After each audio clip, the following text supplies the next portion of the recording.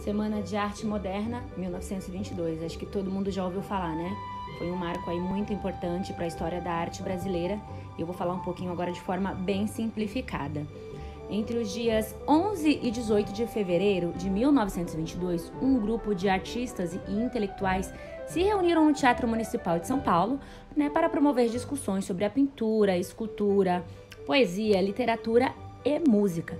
Um evento que reuniu Oswald de Andrade, Mário de Andrade, Vitor Brecheret, Anita Malfatti, Heitor Villa-Lobos, Di Cavalcanti, entre vários outros.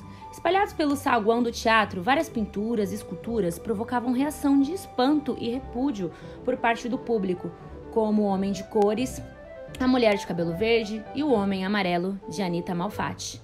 O evento, ele marcou o início do modernismo no Brasil. Vocês sabem o que é modernismo? Sabe o que significa?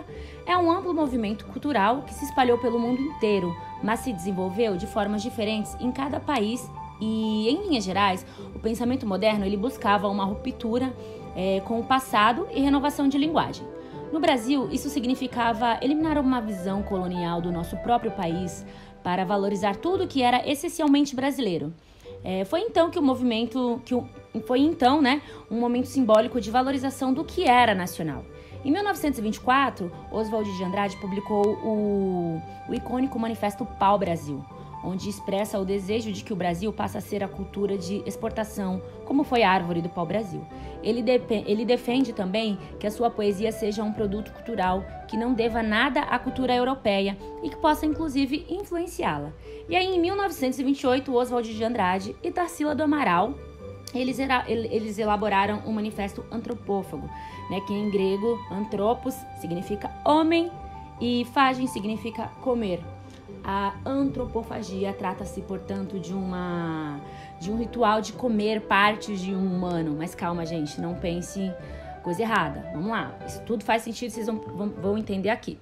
Oswald e Tarsila defendiam que os artistas devorassem as vanguardas europeias de forma crítica, com o fim de recriá-las, tendo em vista o redescobrimento do Brasil em sua autenticidade primitiva. 3 anos antes, ela havia pintado o Abaporu como um presente para o seu então marido Oswald de Andrade, O Abaporu, que tem os termos tupi, aba, homem, para, gente, e o comer. Então, significa homem que come gente. Até ela se tornou o maior símbolo do movimento moderno no Brasil. Então, esse evento da Semana de Arte Moderna, ele mudou muito o cenário da história da arte brasileira. E em 2022, a gente comemora, o centenário desse grande evento, que, como eu disse no início, ele foi um marco muito importante para a história da arte brasileira. Patrícia Herder Galvão, conhecida como Pagu, ela foi escritora, poetista, diretora, tradutora, militante, comunista, jornalista, desenhista, entre várias outras coisas que ela fez e foi. Ela nasceu em junho de 1910, em São Paulo. Pagu, ela foi a musa do modernismo, mas não participou da Semana de Arte Moderna, Porque na época, lá em 1922, Pagu tinha apenas 12 anos de idade. Mas, com seus 18 anos, Pagu integrou-se ao movimento antropofágico, sob a influência de quem? De Oswald de Andrade e Tarsila do Amaral. E o seu apelido Pagu, ele surgiu de um erro do poeta modernista Raul Bupp, ao dedicar a ela, em 1928, o poema Coco de Pagu. Pagu tem uns olhos moles, uns olhos de fazer doer. Bate coco quando passa, coração pega bater. Ei, Pagu, ei, dói porque é bom de fazer doer. O poema de Raul Bupp, ele foi responsável por tornar célebre a jovem Pagu. E Pagu teve um romance com Oswald de Andrade enquanto ele ainda era casado com a Tarsila do Amaral, gente. E aí, em 1928, Oswald e Tarsila se separaram porque Oswald foi ficar com Pagu. E aí, em 1930, especificamente no dia 1º de abril de 1930, Raul e Oswald de Andrade e Pagu se casaram.